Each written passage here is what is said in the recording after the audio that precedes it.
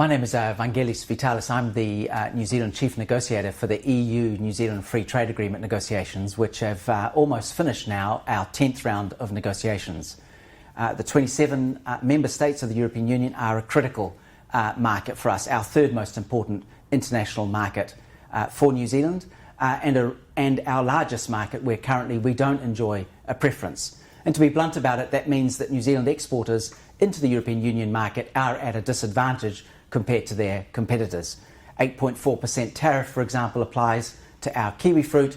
Our top three competitors in that market pay a zero tariff. I should also observe, out of fairness, that our EU colleagues also, many of their products that come into the New Zealand market face tariffs that we don't apply to some of their competitors, for example, from Japan, from Mexico, from Canada, and of course from China and Australia as well. So there are real interests on both sides to find a way to conclude this agreement as soon as possible, because I do think it is a shared objective of ours to find a way to finish this agreement and send a bit of a signal to everyone internationally that these trade agreements really are going to be a key part of driving our collective recovery from the economic shock that has occurred as a consequence of COVID-19. So in this round of negotiations, over roughly the last 10 days or so, we've had 19 chapters have been worked on, more than 30 meetings have taken place, and I can tell you there's some pretty exhausted faces around the floor where I am, in part because of the late nights that we've had to negotiate these processes for, because of course these negotiations are happening virtually. But look, as I step back from and try to look across the whole negotiation, the all 19 chapters that have been met this week, we expect 3 more chapters to be taken up intercessionally to generate that momentum that we need. But as I step back and look at the overall sense of the negotiation, I feel quietly confident there is a way now to finish this agreement in a way that's satisfactory both for us here in New Zealand, but also for the European Union. And both I and my counterpart can see in each chapter of the negotiations, literally thousands of pages of text, how we bring this negotiation to an end. There will be some challenging areas, clearly in geographic indications. There are expectations on the European Union side. To be blunt, the European Union does not conclude free trade agreements without an agreement on geographic indications. For us too, of course, there are real requirements here, and we're waiting for the next market access offer, particularly for goods products, to be satisfactory and commercially meaningful for New Zealand so that we can take this negotiation really to its conclusion.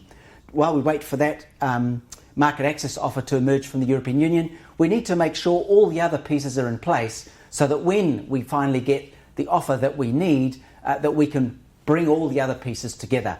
And I do want to make a point here of our focus very much on facilitating the trade into Europe. So it is about eliminating the tariffs, as I noted, but it's also about making sure that the rules of origin are not restrictive. In other words, that they facilitate trade and they don't make it more difficult. Similarly, we're looking to negotiate a wine annex that would, we hope, make it easier for New Zealand exports of wine to get to the European Union. And again, that's not just a tariff story, it's all about the non-tariff measures that need to be addressed so as we can have, again, a levelled playing field into the European Union. So a lot of work still to be done, a lot of commitments and compromises needed still on both sides. But again, my overall sense is that we have a way to find a way to conclude this negotiation. I think this round has also been notable for the way in which both sides have been able to work constructively on some of the issues that matter to both of us in the trade and sustainability space, trade and gender. New Zealand has tabled some text on trade and gender, modelled very much on what we've done in our global trade and gender instrument together with Canada and Chile. We've brought that to the negotiations with the European Union, and the European Union has responded with its own suggestions and proposals as to how we might address this important question in a trade agreement. And of course, we're working on trade and environment and trade and sustainability issues. Look, I'm quietly confident that on fisheries subsidies, we will find a way to have some kind of meaningful outcome here as well.